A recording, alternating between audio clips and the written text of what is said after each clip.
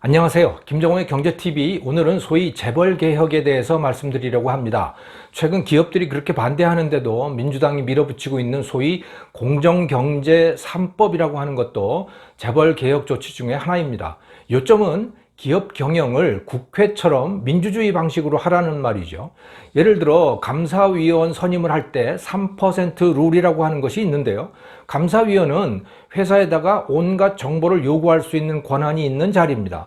3% 룰이란 원래 감사위원을 뽑을 때 총수는 아무리 많은 지분이 있어도 3%만 행사할 수 있다.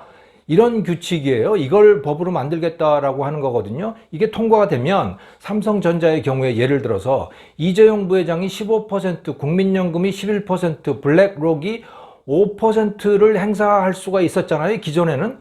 이 법이 3% 룰이 원안대로 통과된다면 이재용 부회장의 표는 3%로 제한되는 것이죠. 그러면 2대 주주, 3대 주주인 국민연금, 또 이 미국 사모펀드인 블랙록의 대리인들이 감사위원으로 들어가기 십상인 겁니다. 법사위를 거치면서 이 안이 조금 완화되었다고는 하지만 기본적으로 구조는 같습니다. 민주적으로 다른 투자자의 의견도 반영하라는 취지인데요. 그러고 나면 기업에서 어떤 일이 벌어질까요? 이 사람 저 사람 의견을 반영하고 이익도 나눠 먹고 이런 일들이 벌어지겠죠. 하지만 신속하고 과감한 결정을 내리기는 쉽지 않을 겁니다. 경쟁사의 첩자가 감사위원으로 들어가서 각종 내부 정보를 빼내갈 가능성도 배제할 수 없는 것이죠. 법안 중에는 전자투표를 장려하는 내용도 있습니다. 이것도 많은 주주의 의견을 반영해서 결정하라는 취지입니다. 다중대표소송제라고 하는 것도 있는데 모 회사 주주가 자회사 임원을 대상으로 해서 소송을 할 수 있게 하는 그런 내용입니다. 더 많은 소액 주주들을 챙기라는 취지인 것이죠. 전속 고발제 폐지라고 하는 것도 있습니다. 기업의 담합에 대해서 누구나 검찰에 고발할 수 있게 하겠다, 이런 내용입니다. 지금은 공정위가 먼저 조사를 한 후에 문제가 있으면 검찰에 고소를 하는 이런 방식을 택하고 있습니다. 이것을 모두가 고소를 할 수 있게 만들겠다라고 하는 것이죠. 이 공정경제 3법이라고 하는 것, 넓게 보면 이 재벌개혁이라고 하는 것은 전체적으로 기업의 의사결정과 기업 감시에 더 많은 사람을 참가시키겠다는 것, 민주화하겠다는 것입니다. 기업을 민주화하면 더 좋은 성과가 날까요? 지금까지 우리나라 기업들의 역사, 그 중에서도 가장 성공한 삼성, 현대차, SK 역사에 비추어 살펴보겠습니다. 반도체 산업은 우리나라에서 가장 성공한 산업입니다. 1983년 이병철 회장이 투자를 시작했고 1987년부터는 이건희 회장이 넘겨받아서 크게 성공을 시켰습니다. 그런데 그 과정은 전혀 민주적이지 않았습니다. 거의 모든 삼성의 중역들이 이병철 회장의 반도체 투자에 반대를 했고 정부 역시 반대 입장이었습니다. 이병철 회장이 독불장군식으로 밀어붙인 투자가 성공을 거둔 것이에요. 2000년대 이후에 삼성이 글로벌 초인류 기업으로 도약할 수 있었던 것, 그것은 1993년부터 이루어졌던 이 신경영이라고 하는 것, 이 이건희 회장의 충격 요법 때문이었습니다. 그런데 이거 역시, 신경영 역시 총수였던 이건희의 독단적 결정이었습니다. 민주주의 관점에서 볼 때 아무리 회장이라도 임직원들을 1000시간 넘게 다 불러잡아 앉혀놓고 그 많은 임직원들에게 훈계를 한다는 것이 이게 말이 됩니까? 1000시간 넘게? 그런데 삼성은, 이건희 회장은 그렇게 해서 성공을 거둔 겁니다. 현대차의 성공도 사정은 비슷합니다. 현대차가 글로벌 메이커로 자리 잡을 수 있었던 결정적 계기는 1999년 미국 시장에서 소비자에게 10년 10만 마일 무상 보증을 제공한 것이었습니다. 엄청난 모험이었죠.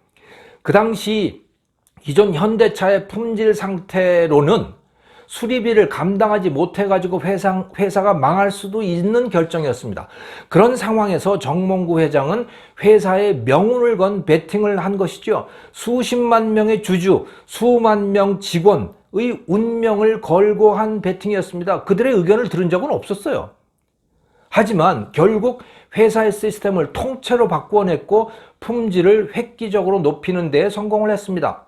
끝내 빅5의 위치에 올라가기도 했죠.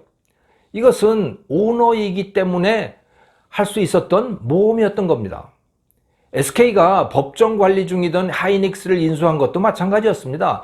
누구도 인수하고 싶어 하지 않던 그 골칫덩어리 하이닉스를 최태원 회장의 결단으로 인수를 했고 세계적 반도체 기업으로 키워낸 겁니다.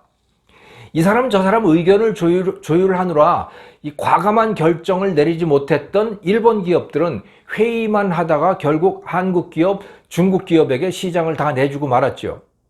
그런데 한국 기업과 중국 기업들은 결코 민주적인 기업들이 아닙니다. 자, 그런데 이제 우리나라 기업들이 일본 기업처럼 되어갈 것 같습니다. 재벌개혁, 공정경제 3법이라고 하는 것으로 오너 힘을 약화시킬 것이고 대기업들은 앞으로 과감한 결정을 하기 힘들 겁니다.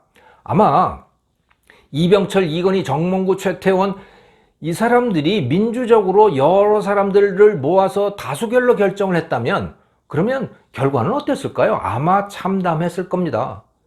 그렇게 했던 기업이 1980년대, 90년대의 기아자동차 아닙니까? 오너가 없는 상태에서 전문 경영인 회장인 김선홍과 노조가 공동 경영을 했죠. 정말 민주적이었습니다. 그런데 결과는 부도였습니다. 그것을 정몽구의 현대차가 인수를 해가지고 현재의 글로벌 기업 기아차로 키워낸 겁니다. 민주적 경영이 아니라 독단적 경영이 오히려 성공을 가져다 준 겁니다. 그게 우리나라의 현실이에요. 기업은 돈 벌기 위해 태어난 조직입니다. 좋은 제품을 낮은 원가에 만들어서 잘 팔아야 성공을 합니다. 민주적이냐 아니냐는 중요하지가 않아요, 시장에서.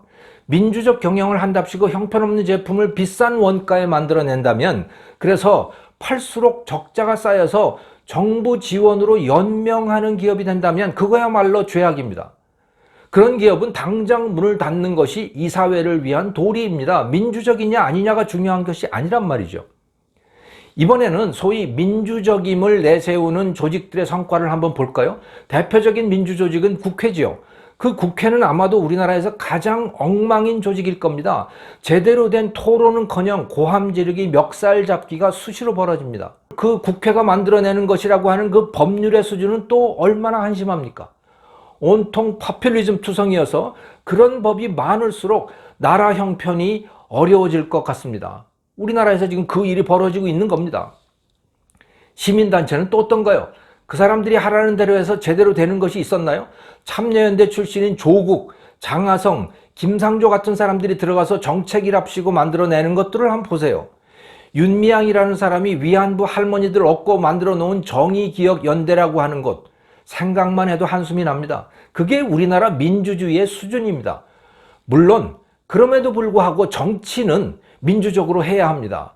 왜냐하면 독재는 10중 8구 북한식, 중국식 전체주의 지옥을 가져오기 십상이니까요. 하지만 그들이 기업에 간섭할 자유는 없다고 봅니다.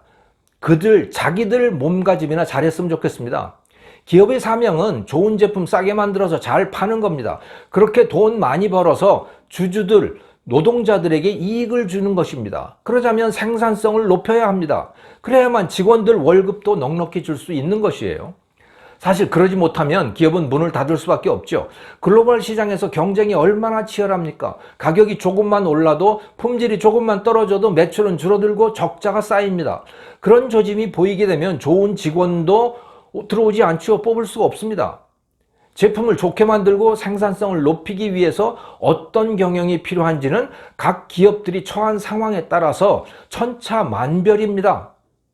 사정이 이런데도 제일 엉망인 그 정치인들, 시민운동가들이 기업들에게, 그것도 특히 세계 최고 수준의 글로벌 기업들에게 감나라, 대추나라 간섭을 하고 나선 것입니다. 자기 주제를 몰라도 너무 모르는 사람들인 거죠. 재벌개혁은 참여연대 같은 시민단체뿐만이 아니고 외국인 투자자들도 압박에 가세해 왔습니다. 재벌개혁론자인 장하성은 월스트리트에서 환영받는 인사였습니다. 그들이 돈을 대서 장하성 펀드라고 하는 것을 만들기도 했죠. 월스트리트의 대리인이 된 겁니다. 그런데 수익률이 좋지 않아서 결국 그 장하성 펀드는 문을 닫았습니다. 장하성이 간섭한다고 해서 기업이 잘 되는 것이 아님을 보여주고 있는 것이죠. 해치펀드 같은 외국 투자자들은 한국의 재벌들이 미국식으로 경영할 것을 요구합니다. 투명 경영을 하라는 것이죠. 하지만 이곳은 미국이 아닙니다. 한국에서는 미국식으로 경영을 해서 성과를 내기가 어려워요. 사회 분위기와 노동자, 정치, 공무원, 언론 이런 것들의 속성이 한국은 미국과 완전히 다른 겁니다. 한국에서는 미국에서와 달리 경영자가 노동자도 보듬어야 하고 정부 눈치도 봐야 하고 언론에게도 잘 보여야 합니다. 이런 것들을 다 잘 하려면 투명 경영을 하기가 굉장히 어렵습니다. 같이 술도 먹어야 되고 아름아름 뒤로 봐줘야 될 때도 있는 것이죠. 그렇게 안 하면 언제 어떤 복병을 만날지 알 수가 없습니다. 선진국이라면 그럴 필요가 매우 작겠지요. 흥미롭게도 한국에 진출해 있는 많은 미국계 기업들, 유럽계 기업들은 주식회사가 아니라 유한회사 형태를 취하고 있습니다. 마이크로소프트 코리아, 구글 코리아 같은 이런 기업들이 모두 유한회사예요. 유한회사와 주식회사는 파산을 했을 때 회사 재산까지만 책임을 진다. 뭐 이런 것은 같습니다. 그럼에도 불구하고 이 미국계, 유럽계 한국 법인들이 유한회사라고 하는 형태를 취하고 있는 것은 회사의 내부 사정을 세상에 알릴 법적 의무가 없기 때문입니다. 외부 감사를 받지 않아도 된다는 거예요. 그것이 문제가 되니까 2020년 올해부터는 이 유한회사들에게도 공시 의무를 부과를 했습니다. 회사 내부 사정을 밖에 알려라 이렇게 의무를 부과했어요. 그랬더니요 이번에는 이 유한회사들이 유한책임회사로 전환을 하기 시작했습니다. 외국 기업들이 이제는 유한회사가 아니고 유한책임회사로 전환을 하기 시작한 거예요. 이베이 코리아, 구찌 코리아, 배달의 민족을 인수했던 그 딜리버리 히어로, 물론 이 구찌 코리아는 프랑스계이고 딜리버리 히어로는 독일계입니다만 아무튼 이런 기업들이 이제는 유한책임회사로 전환을 하기 시작한 겁니다. 유한책임회사는 유한회사와 비슷한데 벤처기업 같은 더 작은 소규모 창업회사를 염두에 두고 만들어 놓은 법적인 형태예요. 그런데 이 유한책임회사는 공시 의무가 없습니다. 그러다 보니까 외국계 기업들이 유한회사가 아니고 이제는 유한책임회사로 전환을 하고 있는 겁니다. 가장 투명할 것 같은 미국계, 유럽계 기업들이 한국에 와서는 가장 불투명한 경영 형태를 취하고 있는 겁니다. 서구식으로 경영을 하는 것이 아무 문제가 안 된다면 굳이 유한회사로 만들어가지고 내부 사정을 숨길 필요가 있겠어요? 이 서구식 경영이 한국의 노동자와 정치와 언론에 의해서 인정받기 어렵기 때문에 내부 사정을 밖으로 알리지 않으려고 하는 겁니다. 경영에 대해서는, 내부 사정에 대해서는 모두 감추고 제품만 보여주겠다. 이것이 우리나라에 들어와서 영업을 하고 있는 미국계 기업들, 유럽계 기업들의 행태인 겁니다. 물론 외국계이면서도 투명하게 공시하는 기업들도 있습니다. 상장 주식회사들이 그렇죠. GM 코리아, 르노 삼성, SC제일은행 같은 기업들인데요. 그런데 이 지배 구조가 아름다울지는 모르겠지만 성과는 초라합니다. 실적이 그저 그래요. GM 코리아는 언제 한국에서 철수할지 알 수 없는 지경이 된 거고요. 르노 삼성 역시 또 노조를 어쩌지 못해가지고 쩔쩔매고 있습니다. 미국계 기업으로 가장 잘 나가는 곳이 아마도 스타벅스 코리아일 텐데요. 이 스타벅스 코리아는 실질적으로 이마트가 경영을 하고 있습니다. 그리고 비상장 기업이에요. 투자자들이 요구해온 이 미국식 지배구조는 한국에서 잘 작동을 안 하는 겁니다. 쉽게 말해서 그렇게 경영하는 기업들은 돈을 잘 못 벌어요. 그런데도 계속 미국식으로 하라고 요구하고 있는 것은 아마도 그 과정에서 주가가 올라가기 때문인 것으로 보입니다. 경영권 분쟁이 생기면 주가가 올라가곤 하잖아요. 그렇게 주가가 오른다고 해서 그것이 회사의 장기적 이익에 도움이 된다는 보장은 없습니다. 그렇다고 해서 제가 기존 경영진을 보호해야 된다 이런 주장을 하는 것은 아닙니다. 경영권 분쟁은 당사자들이 해결할 문제입니다. 저는 기업의 간섭도 지원도 하지 말아야 한다는 주의예요. 문제는 기업의 내부 일에 정부가 끼어드는 거예요. 정치가 끼어드는 것입니다. 더욱 큰 문제는 그렇게 해서 기업을 민주화한다면서 전통적인 한국식 경영이 불가능하도록 제도를 완전히 바꿔버리는 것이죠. 재벌개혁이라고 하는 건 다시 생각해 봐야 됩니다. 총수가 회사의 재산을 훔치는 일은 당연히 처벌을 해야 합니다. 하지만 회사를 민주화한다면서 국회처럼 시민단체처럼 만들어서는 안 됩니다. 김정호의 경제TV였습니다. 감사합니다.